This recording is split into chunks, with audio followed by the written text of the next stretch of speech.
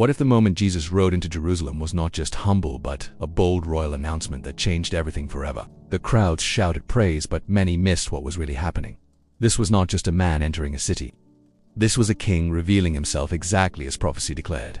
And once you see it, you will never think of Palm Sunday the same way again. In Matthew 21:1 it says, "And when they drew nigh unto Jerusalem and were come to Bethphage unto the Mount of Olives, then sent Jesus the disciples, and Jesus gave a strange command. He told them to find a donkey and a colt and bring them to him." This was not random, this was intentional. This was prophecy being fulfilled in real time. Matthew 21:5 says, "Tell the daughter of Sion, behold, thy king cometh unto thee meek, and sitting upon an ass, and a colt the foal of an ass." This points directly back to Zechariah 9:9. "Rejoice greatly, O daughter of Zion. Shout, O daughter of Jerusalem. Behold, thy king cometh unto thee. He is just and having salvation lowly, and riding upon an ass, and upon a colt, the foal of an ass."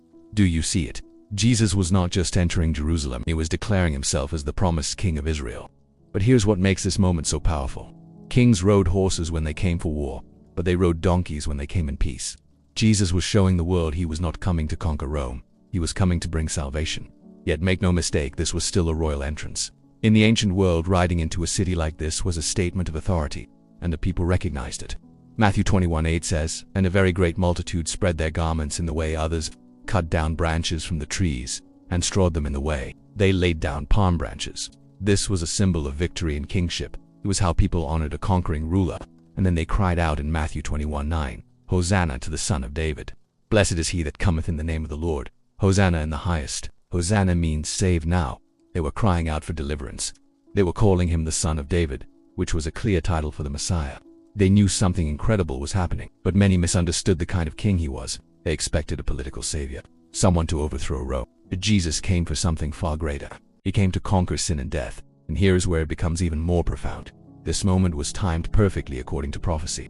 In Daniel 9, there is a prophecy about the coming of the Messiah. It speaks of a precise timeline leading to the arrival of the Anointed One. And many scholars believe that Jesus entering Jerusalem on this very day aligns exactly with that prophecy. This was not coincidence. This was divine timing. This was God's plan, unfolding down to the very day. And as Jesus entered the city, something unexpected happened. Luke 19:41 says, "And when he was come near, he beheld a city, and wept over it." While the crowd was celebrating, Jesus was weeping. Why? Because he knew many would reject him. He knew judgment was coming. He knew the same voices shouting Hosanna would soon cry, "Crucify him." This was a king who loved his people deeply. A king who came not just to be praised, but to be sacrificed. And within days, that is exactly what would happen. The triumphal entry was not the end of the story. It was the beginning of the final journey to the cross. The donkey was not just a symbol of humility. It was a declaration of peace before the ultimate act of love. Jesus came as a king who would lay down his life. John 12:13 says, "Took branches of palm trees and went forth to meet him, and cried, Hosanna, blessed is the King of Israel, that cometh in the name of the Lord." They called him king, and they were right. But his kingdom was not of this world. His throne would be a cross, his crown would be thorns, and his victory would come through sacrifice. And because of that victory, everything changes for us today. This same king still calls out to us. Not with force, but with grace. Not with power to destroy, but with power to save. And the question is the same now as it was then. Will you recognize him for who he truly is? Not just a teacher, not just a prophet, but the king who came to save your soul. If this opened your eyes even a little, take a moment to read these passages for yourself. Matthew 21, Luke 19, and Zechariah 9. See the prophecy and fulfillment, and see the heart of the king who came for you. And if this message spoke to you, leave a comment and say, Hosanna, the king has come.